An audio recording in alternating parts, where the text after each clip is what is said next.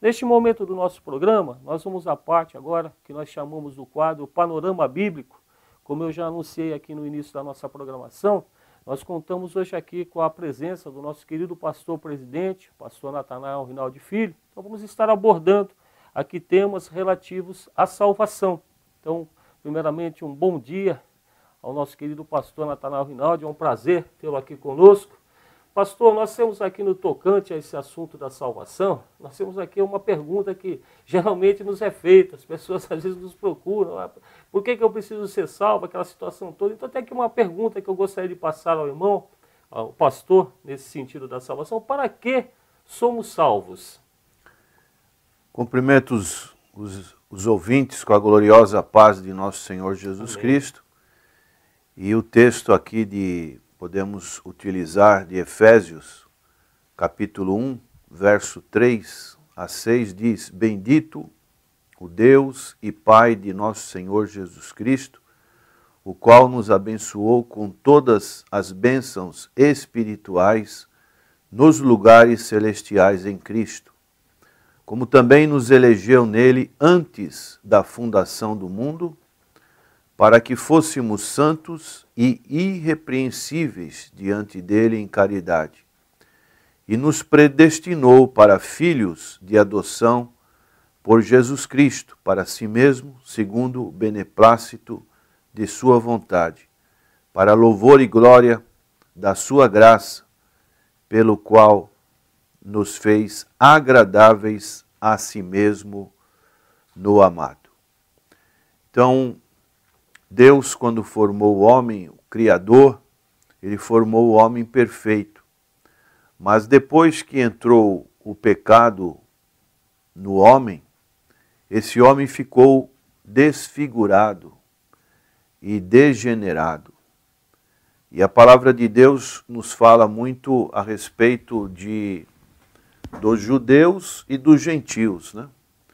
Com os judeus, Deus deu toda aquele tratamento, vamos assim dizer, mais específico e especial através de Abraão.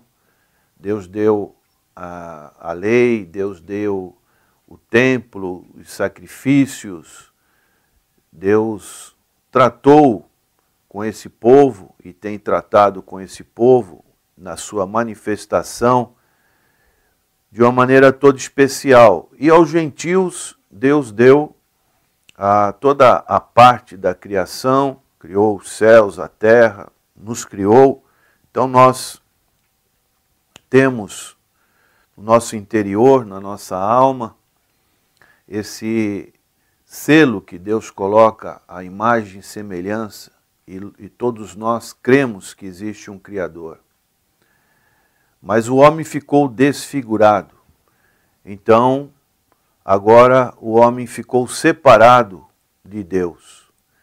E a salvação nos é oferecida através do Senhor Jesus Cristo.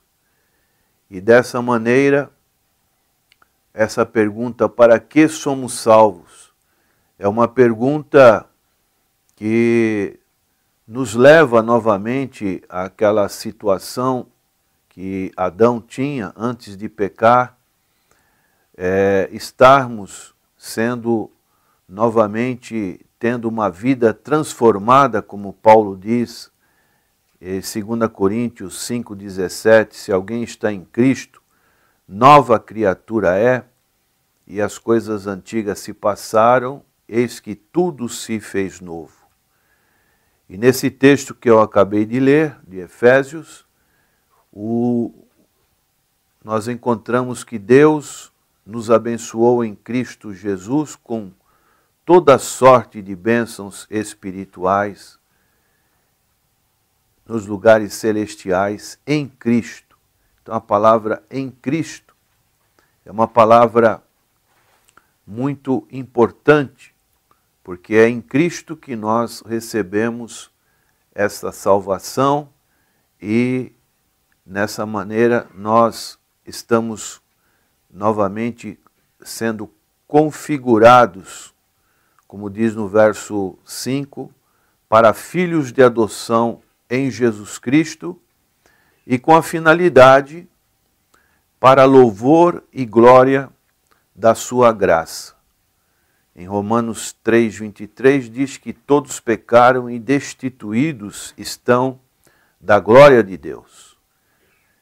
E essa glória, que o homem também foi criado lá no Jardim do Éden, nós procuramos fazer com que sejamos agradecidos a Deus e entendamos que fomos criados para louvor e glória, para estarmos aqui neste mundo com essa finalidade. Então somos salvos para glorificar e exaltar o nome santo e excelso de nosso Senhor Jesus Cristo e sermos testemunhas daquilo que Deus pode realizar nas nossas vidas.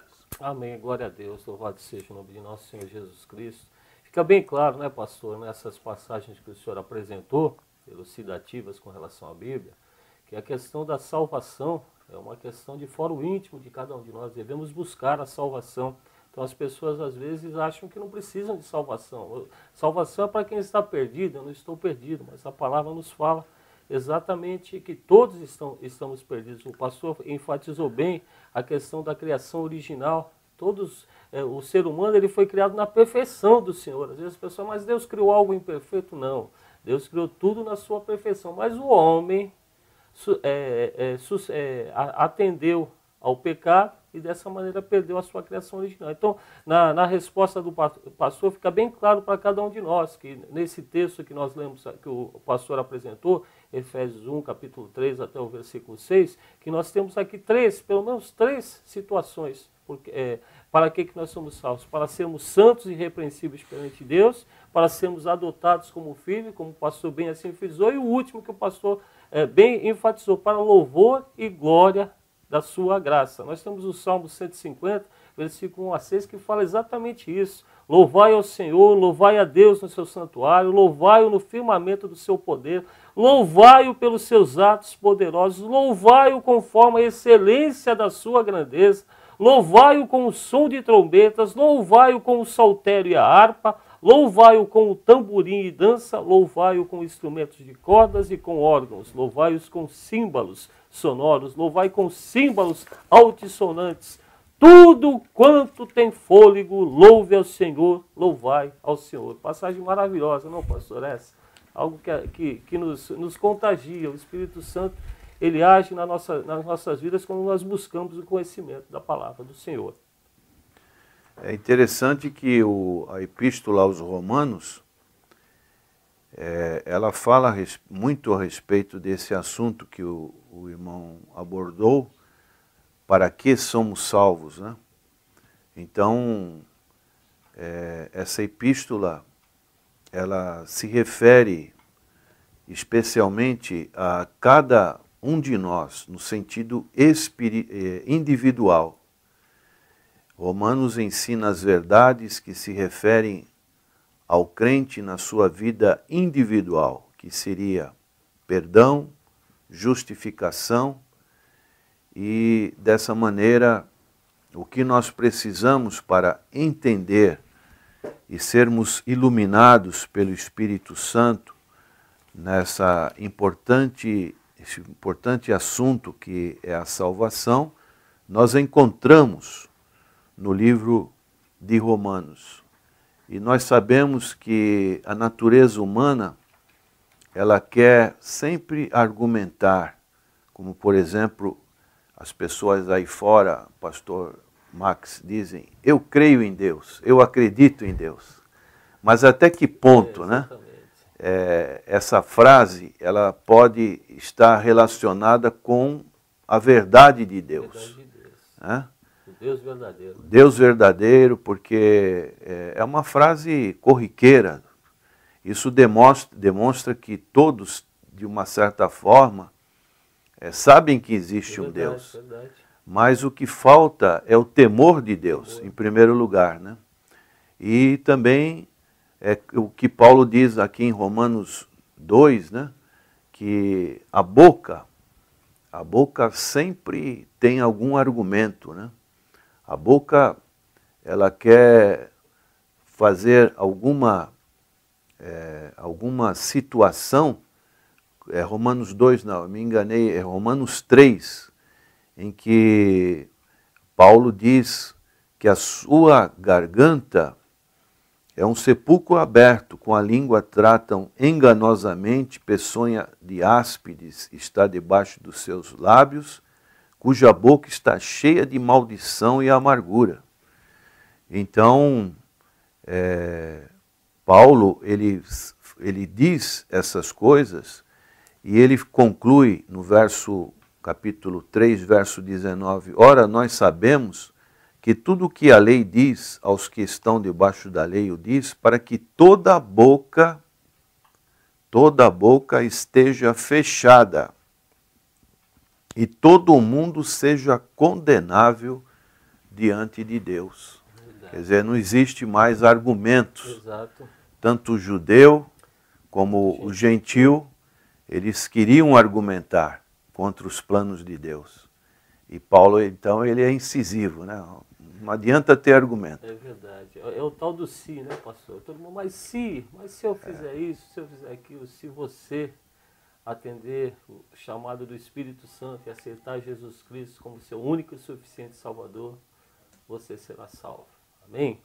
Ainda nesse assunto que nós estamos abordando, que muito nos é agradável, muito nos é útil, e creio, através do Espírito Santo, que é uma matéria bem elucidativa aos nossos ouvintes, uma sequência agora que nós falamos na questão, primeiro enfoque que nós fizemos, para que somos salvos. Mas nós temos aqui uma segunda pergunta que também nos é feita.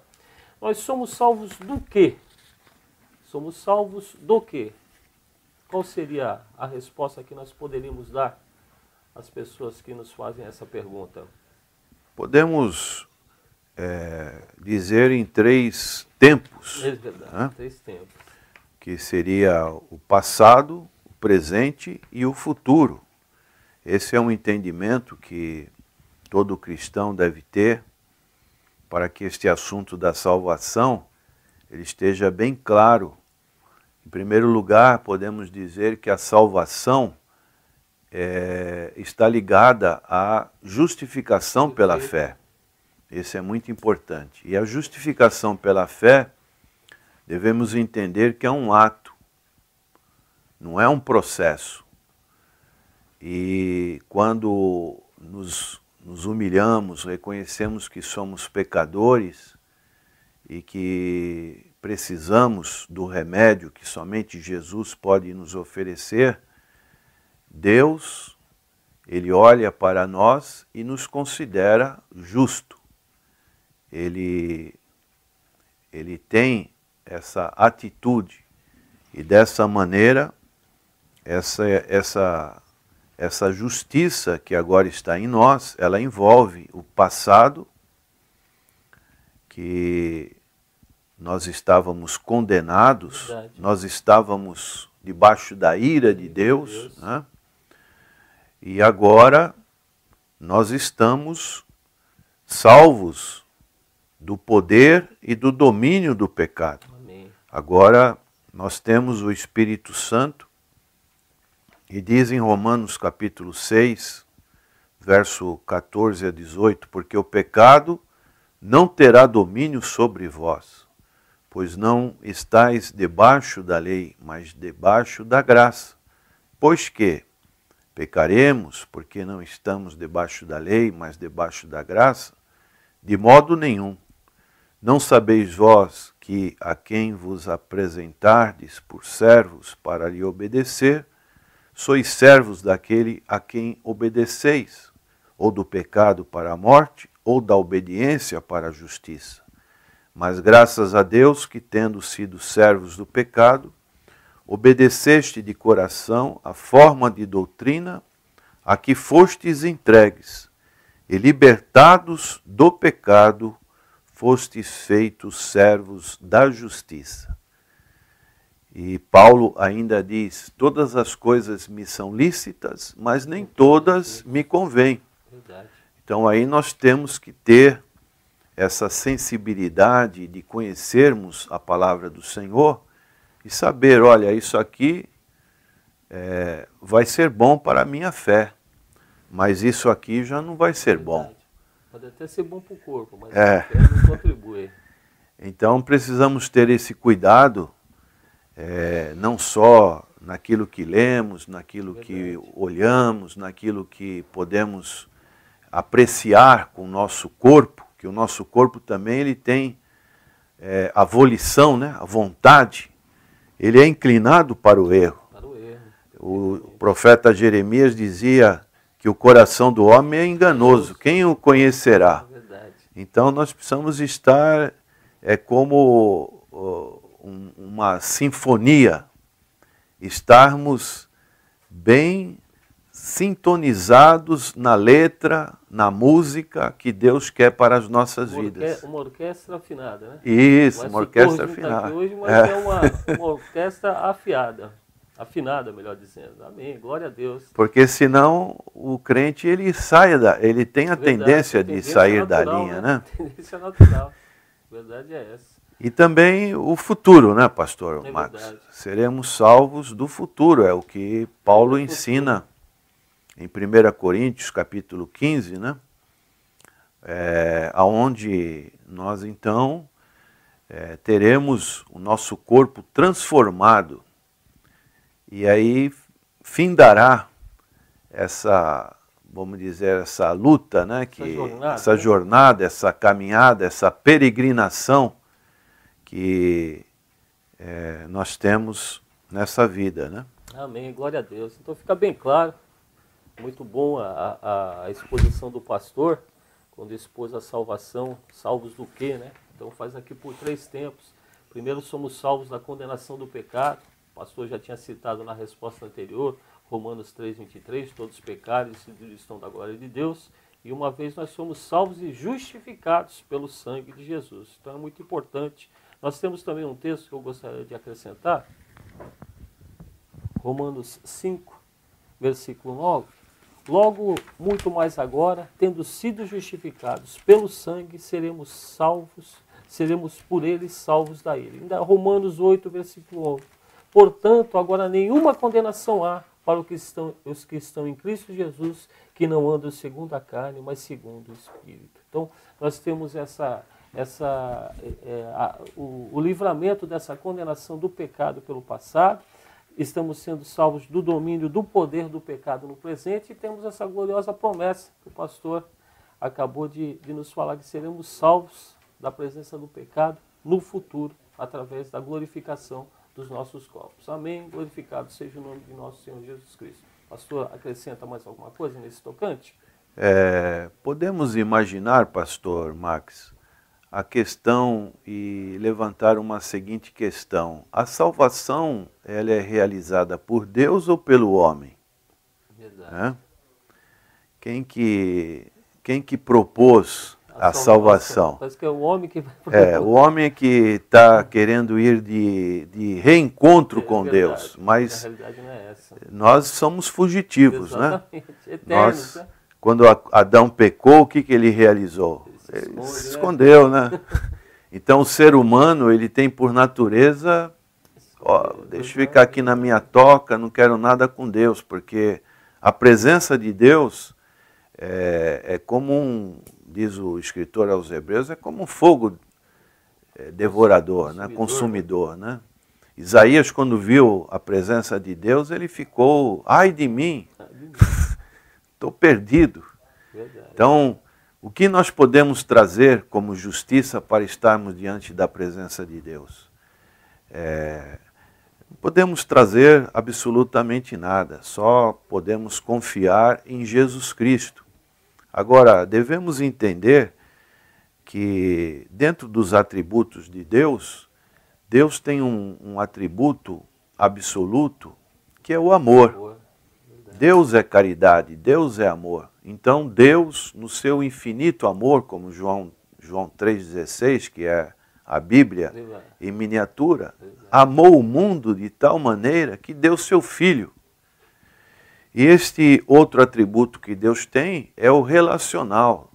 Deus quer se relacionar com o ser humano. É como os nossos filhos, né? Nós colocamos um filho no mundo e qual pai que não quer ter uma relação com o seu filho? Verdade. Dentro de um prisma natural, todo pai quer ter uma relação com o seu filho. E Deus quer ter uma relação com os seres humanos. Então, Deus concede a misericórdia e Deus concede a graça. A misericórdia é de não sermos consumidos antes do tempo. Imaginemos se antes de nos convertermos ao Senhor, alguma situação nessa vida pudesse tirar a nossa vida deste mundo. O que seria de nós? Estaríamos condenados, né? Mas a misericórdia do Senhor se renova a cada manhã e faz com que conheçamos a graça do Senhor Jesus. Amém. Então a graça nos é oferecida não por merecimento nosso, mas pelos méritos de Jesus Cristo conquistado.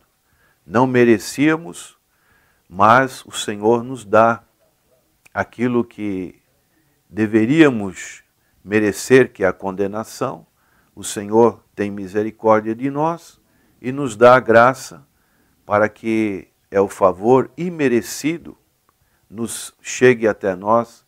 Então, nós só podemos, quando entendemos isso, só podemos ficar alegres, Verdade. satisfeitos e queremos fazer uma retribuição ao reino de Deus por essas tão profundas bênçãos, a mais importante que a nossa salvação da nossa alma ao Senhor. Né? Glória a Deus. Ainda no tocante a João 3,16, esse versículo ele tem uma profundidade assim, o irmão ou a irmã que está nos ouvindo, vamos meditar nesse versículo, conforme o pastor falou, que ela é a própria Bíblia, ela fala do amor, um amor imensurável, não tem como medir, e fala da doação, porque nós estamos falando de um doador. Quem é o doador? Deus. Ele doou o quê? O que de melhor ele tinha um filho, então doou a melhor dádiva. E o interessante é que se nós formos verificar, quando se doa alguma coisa, geralmente nós, como seres humanos, nós doamos a alguém que nós achamos que possa merecer, não é verdade? Então, a gente tem essa concepção humana nesse sentido. Mas no caso aqui de Deus, para quem foi essa doação? Para os doadores mais indignos, que somos nós. Então, foi pela graça e pela misericórdia. E qual o trabalho que nós temos, né? Como o pastor está falando na questão da salvação, o que nós precisamos fazer para conservar a nossa salvação? Crer. Apenas acreditar, apenas crer no Senhor. Nós vemos quando Paulo e Silas, naquela prisão, ali manietados, já tinham sido espancados, já tinham sido agredidos, e são jogados ali naquele calabouço, naquela prisão fria. Nós imaginamos como é que... Hoje as prisões nós sabemos como são, mas imagina naquela época como eram as prisões. Eram cavernas subterrâneas, locais onde nem animais conseguiriam sobreviver. E Paulo e Silas ali louvavam o Senhor. E quando o carcereiro tem aquela nota que se abriram todas as cadeias, ele se desespera, vai ao suicídio, Paulo fala, não te faças mal, todos estamos aqui. Aí vai a casa, a história vai contando. Aí o carcereiro fala, o que posso eu fazer? Crer, tu e a tua casa serão salvos. Então, a necessidade do ser humano, crer.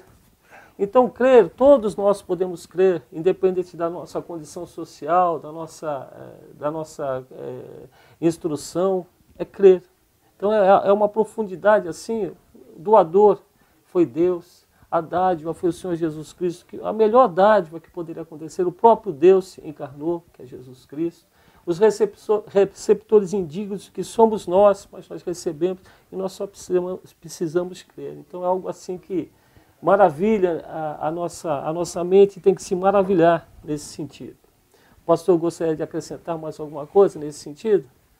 Amém. Então, glória a Deus. Esperamos que os nossos ouvintes, amém, especialmente aqueles que ainda não tiveram a fé no Senhor Jesus Cristo, essa é a finalidade. Nós oramos para que o Espírito Santo abra o seu entendimento, ilumine a sua mente, para que você reconheça também que é um pecador, que a sua justiça própria não vai fazer você livrar de uma condenação eterna e que você precisa do Senhor Jesus Cristo para que você tenha essa aliança com Deus. Amém. Glória a Deus.